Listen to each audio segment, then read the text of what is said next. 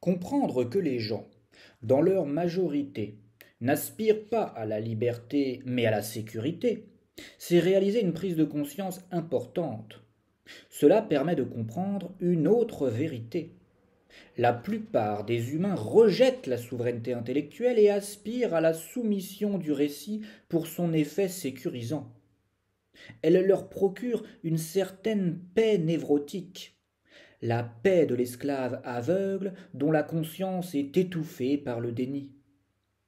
Ceci explique, entre autres, ce que nous avons vécu pendant la crise Covid. Cette trouble période n'a en réalité pas été utile pour voir de quoi le pouvoir était capable. L'histoire nous a montré qu'il était capable de tout.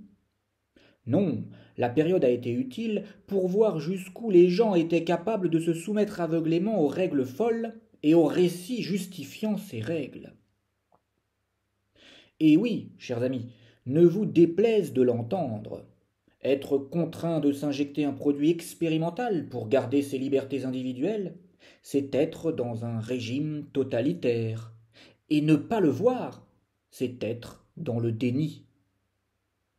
Ainsi, force est de constater qu'il y a principalement deux façons de collaborer avec le totalitarisme ou autres dérives autoritaires.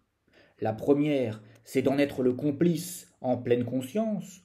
La seconde, en plein déni. Dès lors, en période autoritaire, il y a des gens à combattre et d'autres à réveiller. Quoi? La pandémie de 2020 est responsable de toutes les rudes mesures prises durant 2 années, dis-tu? C'est bien, tu connais le récit. Maintenant, il est temps d'ouvrir les yeux et de se concentrer sur le réel.